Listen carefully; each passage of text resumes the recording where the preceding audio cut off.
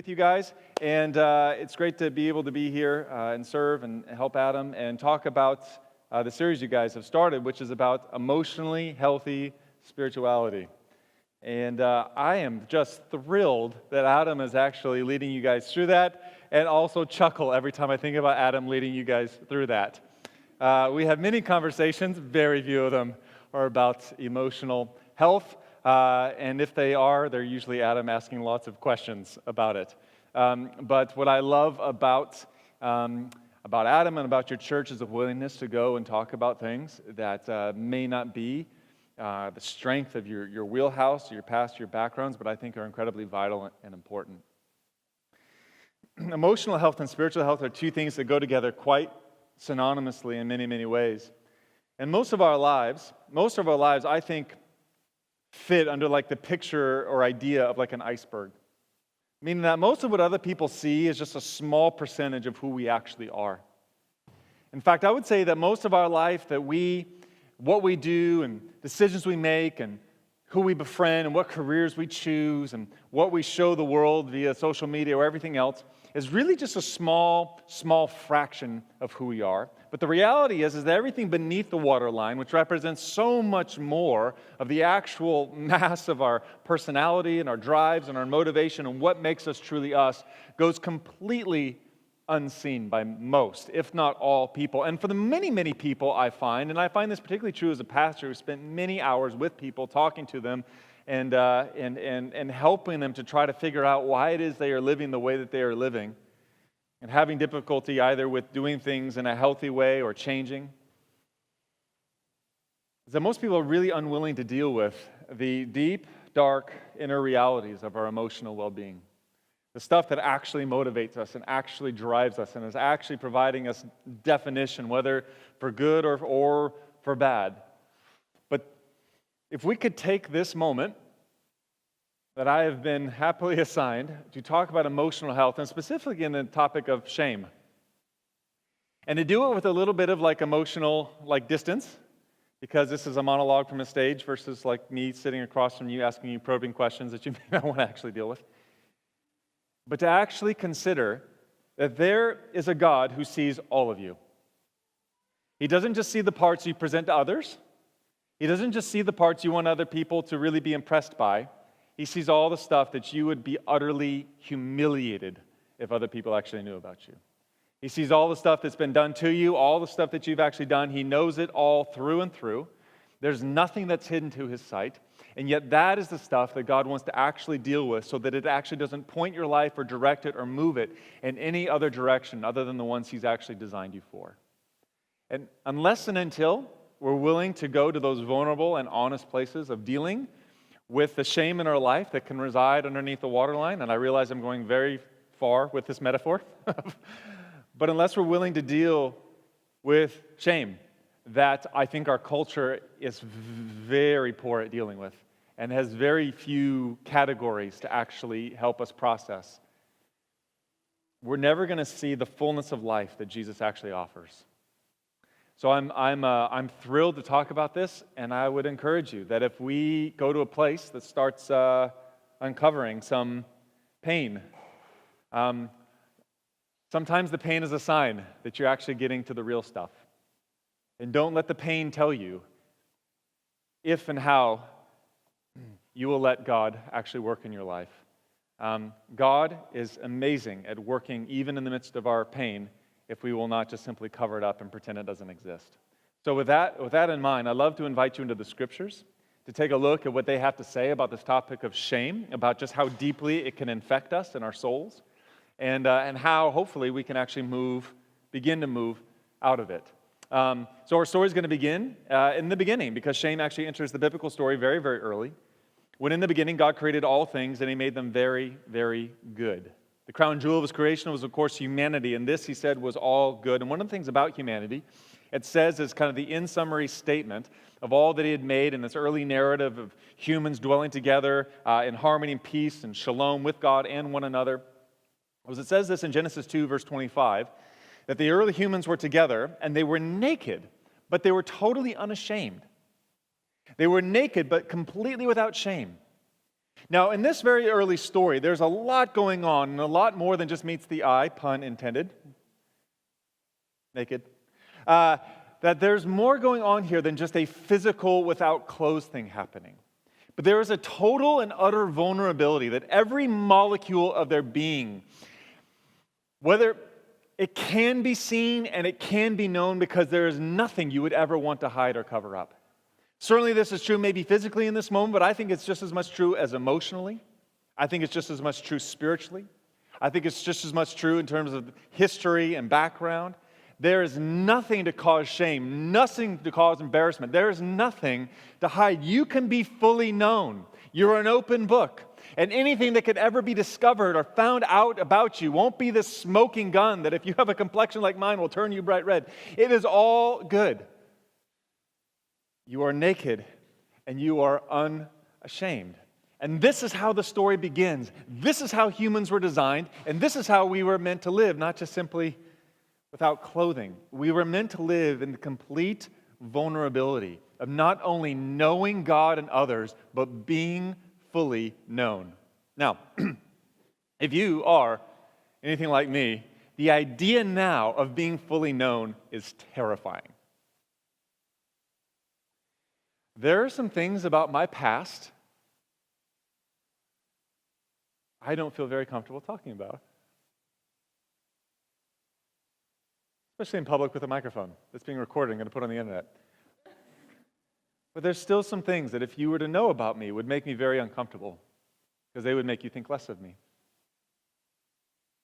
I can talk about the things that are impressive. I know a lot about Bible. I've got a degree in it. I know a little bit of Greek. I know some Hebrew, you guys.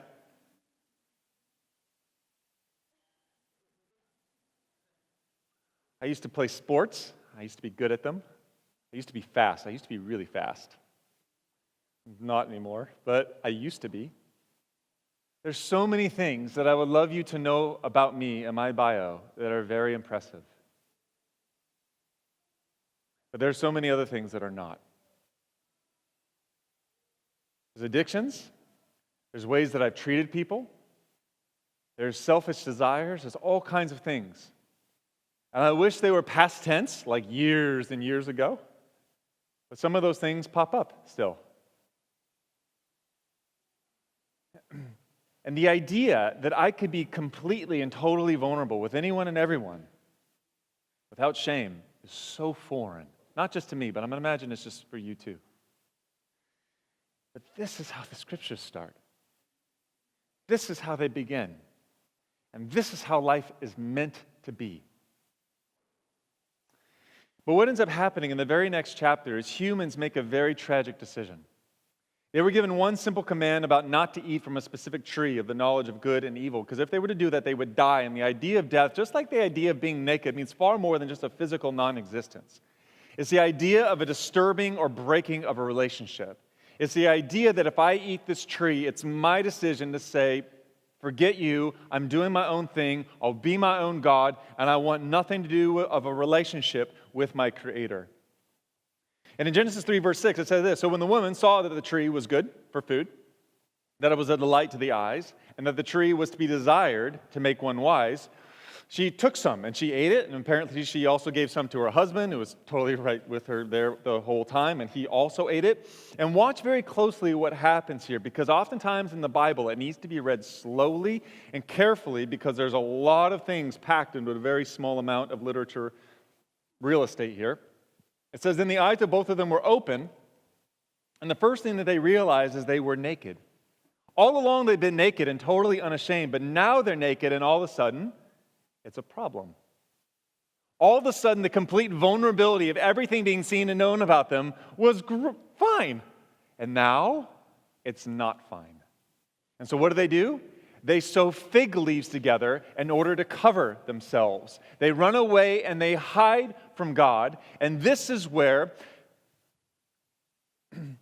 the story takes such a tragic turn into the area of shame.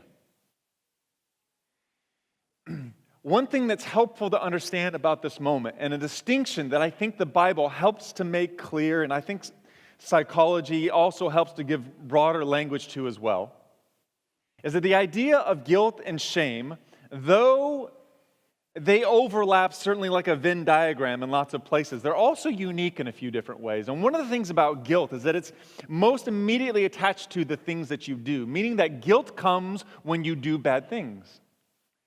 And guilt in and of itself is not necessarily bad or wrong. In fact, guilt is actually a very, very wonderful thing that you should all be very, very grateful for. Because when you do bad things and you feel guilty about it, that's what actually gives you some emotional motivation to not do those bad things. And the only thing that would prevent you from just living out every desire, no matter how wicked it might be oftentimes, guilt. If you had zero guilt, you know what that would make you? A sociopath. For reals, that's what that would make you. Guilt can be good.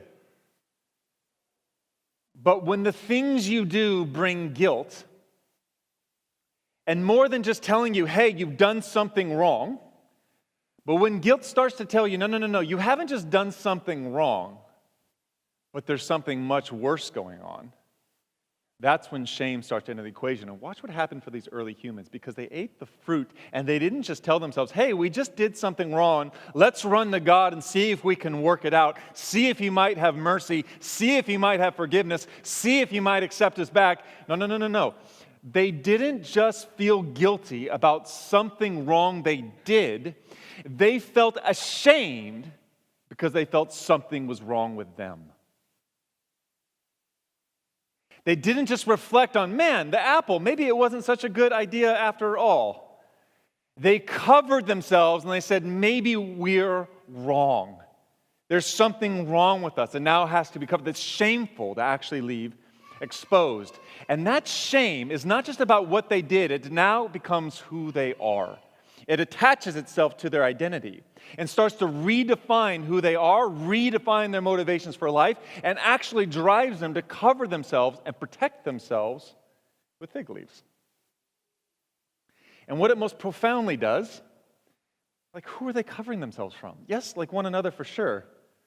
But who are they covering themselves from and running away from? God. Guilt might be individualistically convicting, but shame is what is relationally disturbing. Some of you who come from maybe different cultures than the traditional kind of Western kind of American system, but the idea of shame goes far beyond just the wrong things that I've done and I have to take personal responsibility for. The idea of shame is the disturbance of relationships both in my family and community around me. That it can't just simply be atoned for, but just simply acknowledge I've done wrong, take my personal consequence, and move on with life. But the reality is there is a ripple effect of relationships that have all been destroyed and distorted.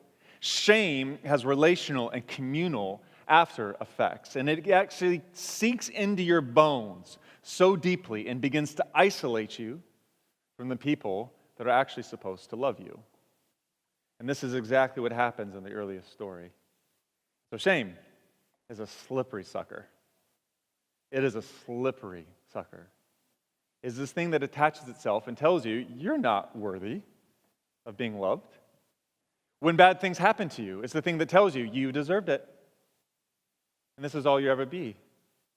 And you're just damaged goods. And you'll never be more than that moment. It's the things that you've done that said, like, I'll never be able to stop doing this. I'll never be able to live differently. I'm just this way. I am the sum total of my desires and my passions, and I'll never, ever escape them. And shame doesn't just tell you you've done something wrong. Shame tells you there's something wrong with you. And it begins to influence everything you do. And because the shame is so painful, you have to cover it. You can't let everyone see it. It's humiliating. So you cover it.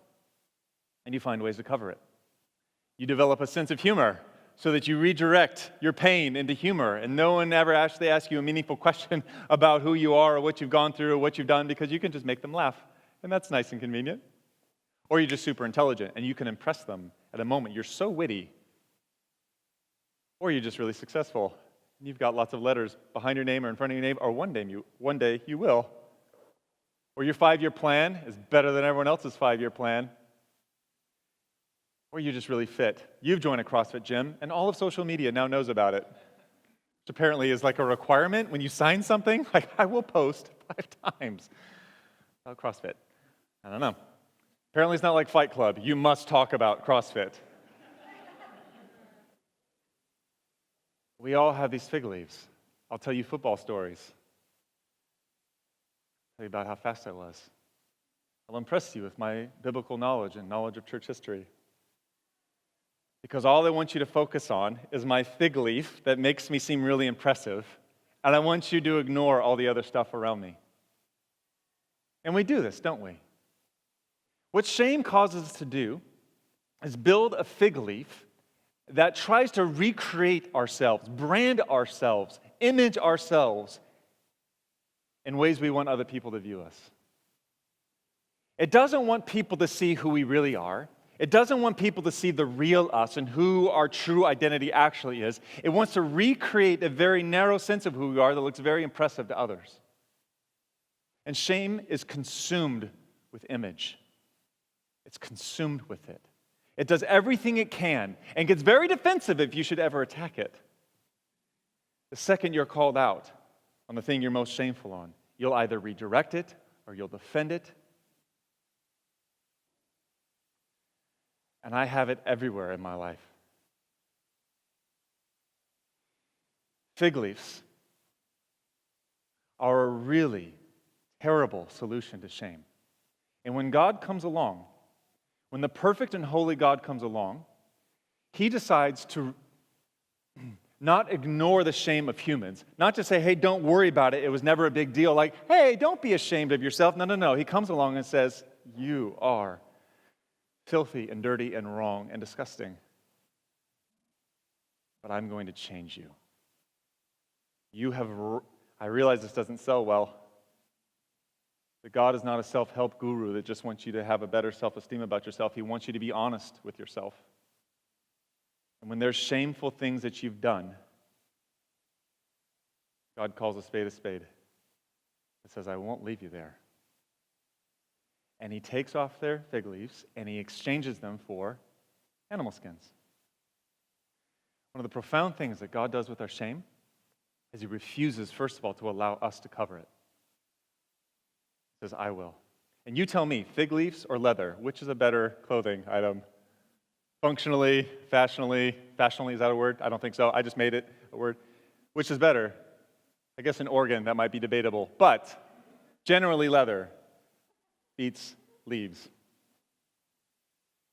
Not only am I going to upgrade your coverings into something more permanent, more lasting, but God refuses to allow us to create false images of who we are just to impress others. And instead hand us this amazing gift of a restored identity. Not just something we pretend to be, but something that can actually be true about who we are. And from this earliest moment, we get a foreshadow of a pattern that happens all throughout Scripture, where shame gets embodied by the idea of nakedness, and honor gets embodied by the idea of clothing. And we see it come up time and time again. There's a story of Joseph in the Old Testament, a really, really famous story about a young kid who becomes the favorite of his father, and he gets handed this coat, this like multicolored coat that is a symbol of that honor. And when his brothers get really jealous of him and want to sell him off into slavery, he has the coat ripped off of him. Honored and then shamed. When he lands into Egypt and finds himself in an incredible place of favor and position there, he's handed a coat of honor, but when he's falsely accused of sexual assault, that coat is ripped off, thrown in prison. When he's released from prison, he's once again clothed. Shame, honor, shamed, honored. There's a story that Jesus tells, a really, really powerful parable about a young son who comes to his father and says, I want my inheritance now, which if you come to a living father demanding your inheritance, what are you actually saying to him? And in our culture, we might think like, oh, he's just kind of being a jerk kid, but in an honor, shame, Near Eastern culture, this is the worst thing you can do. He shames his father, dishonors him, says, you're dead to me, I want my inheritance, and the father gives it to him. He runs away in his own shame, squanders it, and when he comes to his senses, decides he's going to come back simply as a slave to his dad because he has no business ever being included once again as a son. But as soon as he starts to make his way home, the father runs out to him, throws his arms around him, accepts him, and what does he do? He clothes him. He takes away his son's shame by putting sandals on his feet, a ring on his finger, and a cloak around his shoulders. He takes a boy in shame and once again adopts him into the family and puts honor on him. God removes our shame in the most profound way. He doesn't wait for us to get it. He doesn't wait for us to go to 3 years of counseling, although counseling's great. He doesn't wait until we've just perfectly mastered the 10 Commandments. He comes, he throws his arms around us, and he happily gives us a new identity. He rips off our old images of who you say you are and what you think makes you meaningful and important, and instead puts his cloak around you and it says, this is the thing of honor. This is the clothing of righteousness. This is what restores you back to me. And no matter whatever's happened to you in your past or whatever you've done in your past, it's now become untrue in the status that you and I now share together, and the honor of God is now bestowed upon you. When you and I think about the cross, whenever I've heard about the cross described, I usually heard it described in very, very painful terms. And it was. And Westerners had this way of fixating on the nails in the hands and the crown of thorns and the nails in the feet and the death by suffocation by having to pull yourself up on these nails on the cross and the agonizing, painful death. And the Bible is not shy when it actually portrays the painful realities of the cross. We think of the sacrifice of Jesus, of this mass amount of pain being displayed. But if you actually to reread the scriptures and everything that it says about the cross, you would see very, very clearly that there is a different kind of lens that they had over it during their day that we might have in ours. Clearly pain is involved. But you know what the Bible is really fixated on? The shame of the cross. The humiliation of the cross. The crown of thorns, yes, it was these like spikes that dug into his skull, but it was the idea of shaming and dishonoring him. Utter humiliation as he was stripped naked on a cross. And it's in this moment that the glorified, most honorable being in the universe took on the shame of his creation in order that he would be derobed and shamed so that he could hand that robe to us and we might be honored. Everything that this world tells you is build a better fig leaf. Work harder, get smarter, be funnier, marry prettier, do it all right, and then you'll be right and fulfilled and happy. You know, I've seen no correlation to body fat percentage and happiness in people's life. I've seen zero correlation into the hotness factor of a couple and how healthy their marriage actually is. I see little correlation between the millionaires that come crying in my office and the homeless. Every fig leaf we think makes us matter and important and covers our shame does a lousy job of it. And all it takes is for one cocky little pastor to ask you one simple question to get past it. I'm not impressed with your CEO-ship. Tell me what kind of a dad you are. Because I don't care how excellent you are in one area of your life. If you fail at every other area, there's a word for that. Failure. And unless and until you come to terms with your shame, give up your fig leaves, and find a better way of achieving honor in your life, you'll be on the hamster wheel of death, my friends. And the free gift of Jesus is when you come to him, you have to hand him everything. Your guilt is simple enough, because all you have to hand to Jesus is your bad stuff. Here, Jesus, there's porn, there's lying, there's cheating on my taxes, here's all the bad stuff, Jesus. There you go. Your shame is different. Your shame, you got to hand to Jesus all your good stuff. All the stuff that's made you feel important, like you matter. Here's my college Here's my education. Here's my family. Here's my hobbies. Here's all the bucket list items that I've crossed off. Here's all the cool places that I've traveled. Here's all the good stuff that I thought made me matter. And you hand that to him. And what Jesus gives you in place of that is he gives you righteousness. He gives you a rightly restored relationship with your Creator. He hands you the thing that you could have never achieved for yourself. He allows you to be known, even beneath the waterline of your life in the most deepest places, so that the gaze of your Father might look into your innermost, darkest being, look in those places, and not see your failure, and not see your sin, and certainly not see your shame, but he could look and see his Son. And he hands that to you, and he calls you not slave, not servant, not second-class citizen. He calls you daughter and son. And though you should be deeply ashamed of yourselves in his presence, his holiness overcomes your shame and draws you in when everything about you knows that you should be cast out.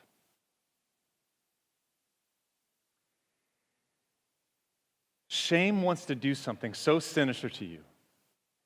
It wants to tell you who you are, and therefore how to create a fig leaf for yourself to deal with it.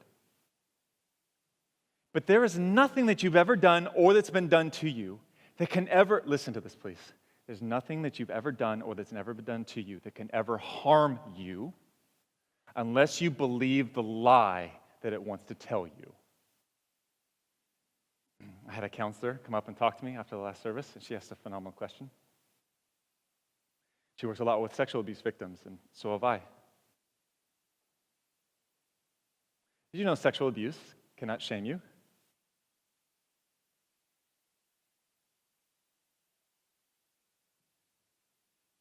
It's a horrible moment. The shame didn't come from the abuse. Shame come from what you believed about the abuse. That you were dirty, that you deserved it, and that you're not worthy of pure love anymore. That's what shame does. That's the lie that it breathes into the very heart of who you are. And once that shame is in there, it taints your whole life. If you're a woman, it'll either make you hate all men, or it'll make you have zero boundaries with men and thinking that you'll only have worth and value to the degree that you are meeting all their quote-unquote needs.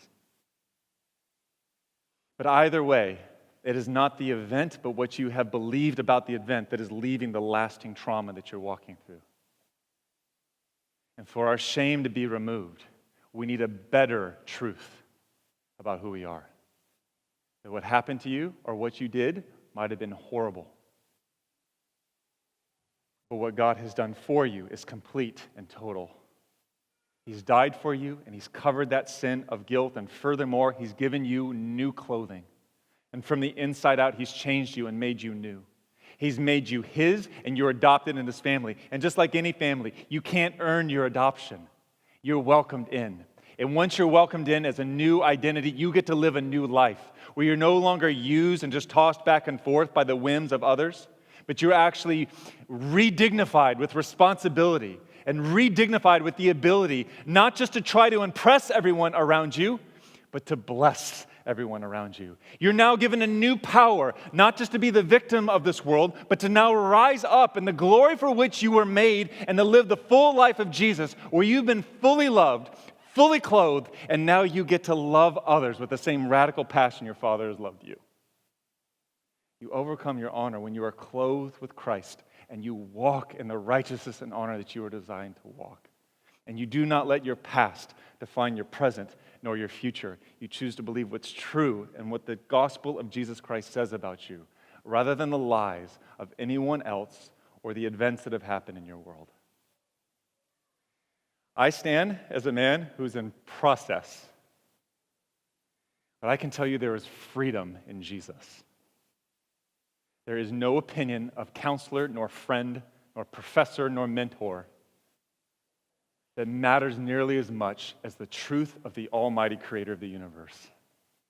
And when he says, I see you, all of you, and yet I love you, and I want you in my family.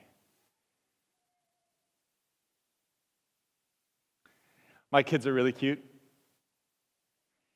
And my sons they love coming to church. We do an evening service, just like you guys do at our church, and they beg to come with me. Like, I don't know what gift of God made my kids want to beg to come to church with me, but they just love it. And they're even old enough now that they'll sit through my sermons, which that's amazing. Because I know I'm an okay preacher, but when it's like your dad preaching, it doesn't matter how amazing you are. It's like it's just dad. He just yelled at me 2 hours ago, so I don't know if I buy this whole stuff he's preaching about, whatever. Right? But my sons always, after my sermons, my son Jack, he comes and gives me this I barely get off the stage. I had to tell him, son, you can't run on stage. You're going to trip over cords and break stuff, because you always break stuff. But he'll meet me the second I step off stage, give me this hug and say, Dad, that was awesome. You did so great. And it makes me feel okay. Jack is 10. My seminary advisor, I think he's about 62 years old. He's one of the most respected theological minds in the Northwest. He's brilliant. He knows the Bible backwards and forwards, and anything meaningful I know about the Scriptures, I've mostly learned from him. He's heard thousands of preachers, far better than me. When he shows up to my church, and meets me when I walk off stage, and he did, tells me that was amazing. I love my son and everything, but whose opinion carries more weight? If it's that much of a difference between a child and my professor, the God of the universe could look at you and say, kid, you don't have to fake with me. You don't have to hide the junk in the closet. I see it. It's really cute. You're trying to distract me with all your religious activity. That's really cute. But no, I see this stuff. I see it. And you know what? I died for it. And it's gone. And furthermore, you're mine. And now we're going to walk together in your purpose. And I'm going to make you something new. And you don't have to give one last thought to impressing people anymore. You just get to live to bless them. That'll change you. You will walk in honor, my friends, and you will walk free from the shame that is a pandemic, not just in our culture, but the world. And I don't know any other solution other than Jesus. You're welcome to search. I think he's got the goods. Let's pray. Father,